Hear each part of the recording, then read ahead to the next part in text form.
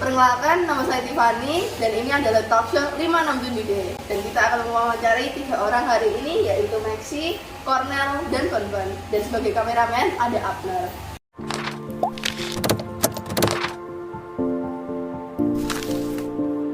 Pada hari ini kita akan membicarakan tentang pembelajaran agama bab 5. Nah, aku ingin nanya ini sih, apa arti kebebasan buat kalian ini? Menurut saya, kebebasan yang saya ketahui, yang pertama, kebebasan memiliki arti lepas sama sekali, tidak terhalang, tidak terganggu. Dan yang kedua juga memiliki arti sebagai tidak terikat oleh aturan pajak dan hukuman dan kewajiban.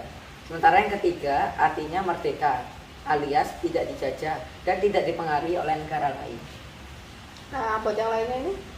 Menurut Nico Syukurlister, kebebasan ada 2 arti, kebebasan umum dan kebebasan khusus. Kebebasan umum, kita manusia terlepas dari kewajiban, tuntunan, dan hukuman. Kebebasan khusus adalah hak di mana kita sebagai manusia. Nah, buat Kevin? Lalu yang menurut pandangan gereja dan kitab suci, yang menurut pandangan gereja adalah Gaudium et Spes artikel 17. Itu intinya tentang kita manusia diberi kebebasan sehingga dengan sukarela dapat mencari dan mengabdi kepada penciptanya hingga mencapai kebahagiaan, kesempurnaan yang membahagiakan. Lalu yang menurut pandangan kitab suci itu dari Galatia 5 ayat 17 dilanjutkan dengan ayat 13 sampai 15. Itu berisi tentang kita mendapat kebebasan oleh karena wafat Yesus di kayu salib, dan kita sebagai manusia yang telah diberikan kebebasan itu tidak menggunakannya sebagai kesempatan dalam hidup dalam dunia. Untuk kalian ini ya, apa itu sih sabda bahagia? Nah, sabda bahagia itu terdapat pada Injil Matius 5 ayat 3 sampai 10. Nah, ada 8 poin di dalamnya. Yang pertama itu tuh miskin di hadapan Allah. Yang kedua berduka cita. Yang ketiga lemah lembut. Yang keempat lapar dan haus akan kebenaran.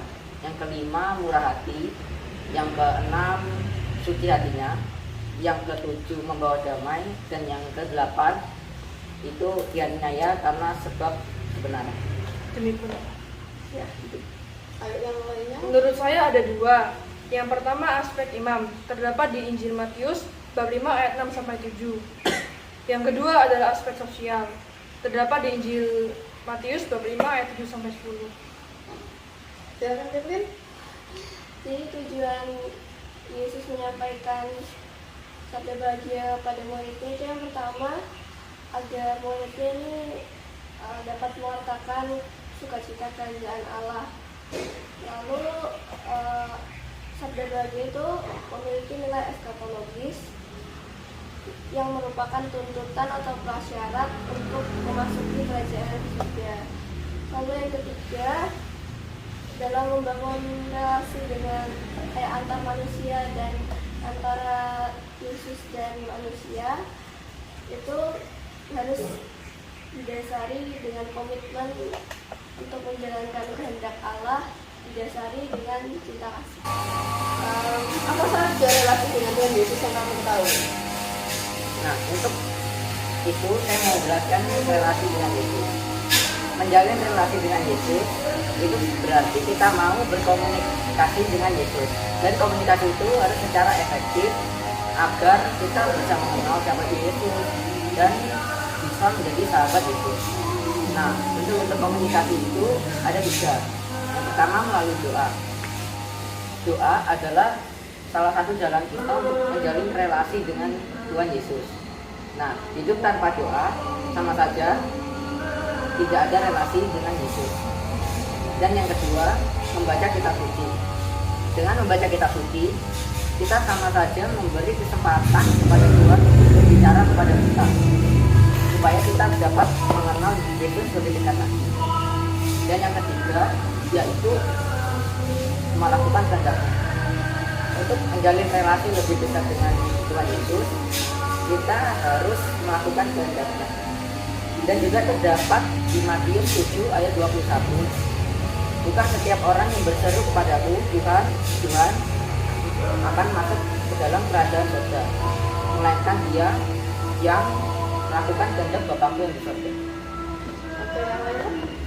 Menurut saya terdapat pada Injil Ibrani bab 10 ayat 22 sampai 25. Yang pertama adalah kita memerlukan 3 hal agar bisa membangun jalinan dengan Yesus. Yang pertama adalah hati yang terus dan iman yang teguh, terdapat pada ayat 22.